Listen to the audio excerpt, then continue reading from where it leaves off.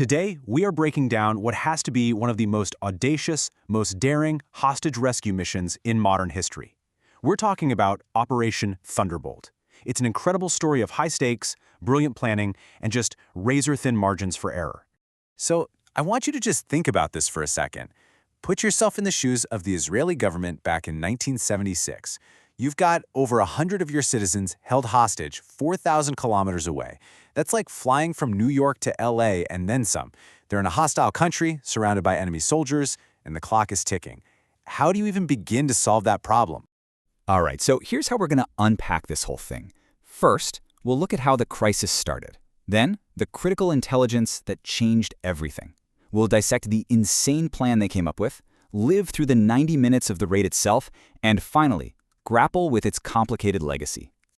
So, let's set the scene. It all kicks off on June 27, 1976, which should have been a routine Air France flight from Tel Aviv to Paris turns into a nightmare. The plane is hijacked by a mix of Palestinian and German militants. And they don't just land anywhere. They force the plane to Entebbe, Uganda, where they've got a friend in the dictator, Idi Amin.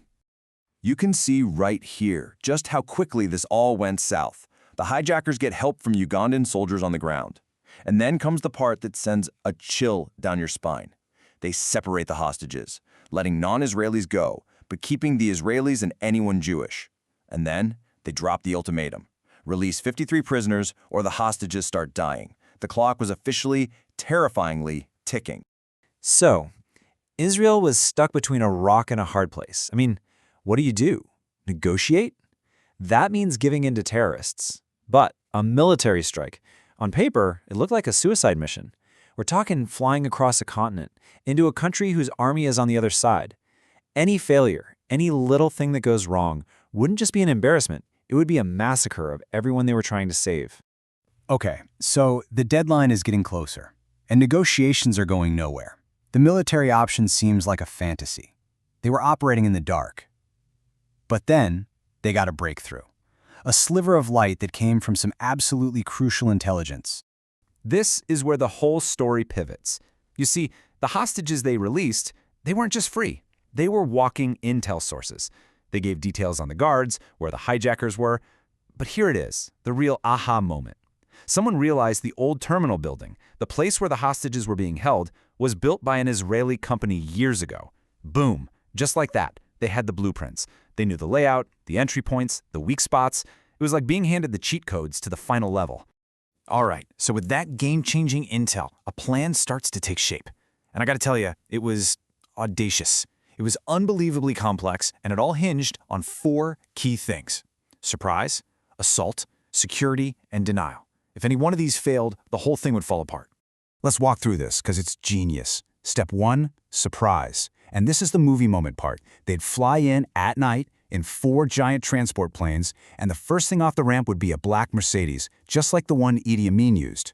The idea was to fool the sentries for just a few precious seconds. Step 2, assault. A small team of elite commandos would storm the terminal, fast and hard. Step 3, secure. Other teams would handle the Ugandan soldiers and lock down the airport. And finally, step 4, denial. Basically blow up Uganda's fleet of MiG fighter jets so no one could follow them home. It was brilliant. So the plan gets the green light.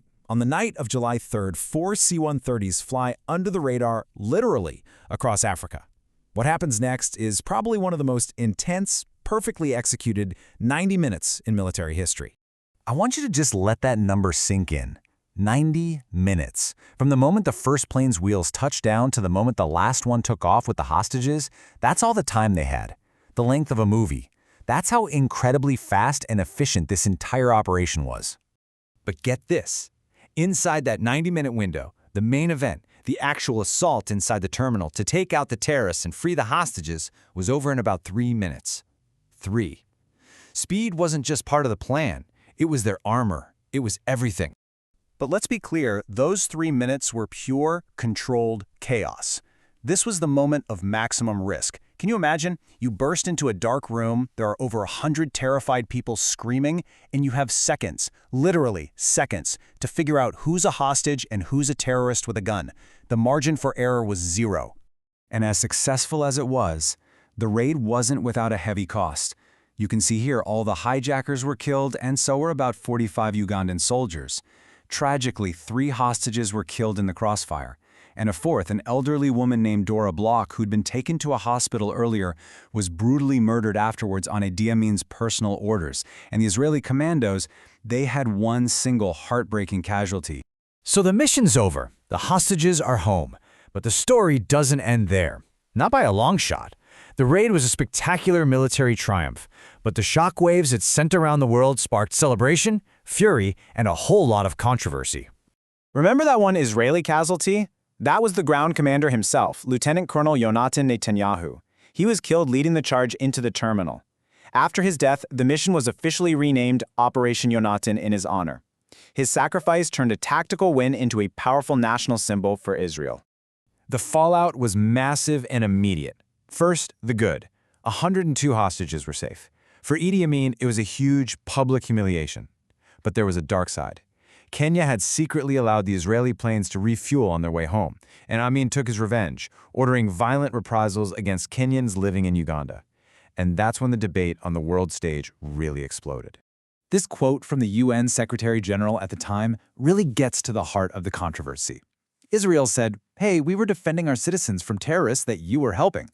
But Uganda and its allies screamed that it was an act of war, a blatant violation of their country's sovereignty. It kicked off a huge debate about international law that, honestly, is still going on today. And really, that's the question the Entebbe Raid leaves us with. It was an absolute masterclass of planning and execution, a stunning success. But it forces us to ask this really tough question. Where do you draw the line? When is it okay for one country to violate another's borders to save its own people? There's no easy answer, but it's something worth thinking about.